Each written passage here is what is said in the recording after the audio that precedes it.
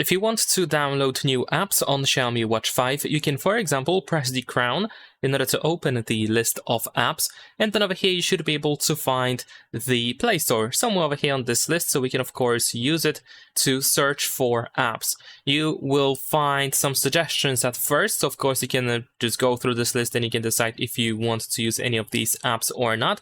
For some reason, there we go, now I have icons. I wanted to say that icons do not display, but of course they do. And then if you find anything that you would like to use, then of course you can just tap on the app over here, and then we have this big install button. We can also scroll down to find some other information as well. But besides that, we have this search option at the top, so you can search for specific apps either by using the microphone, so you can use voice to text, or you can open the keyboard and you can type the name of the app that you're looking for. You can also use these categories in order to search for some kind of apps.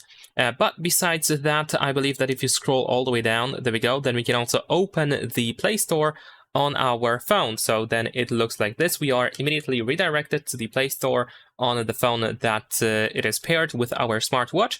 You should have other devices selected, and the watch should be selected as well. So essentially you can see apps that are compatible with your watch, so you can just download whatever is available for your watch over here. And if you decide to use something, let's say I'm going to use the Spotify, as you can see, even though I have Spotify installed on my phone, here I have it available on more devices, and I can install it on my Xiaomi Watch 5 just by using this install button here. So let me just show you how it looks like. There we go. We are trying to install. Of course, it is pending at first, but it should start downloading straight away. And of course, once it is downloaded, we should be able to find it on our watch.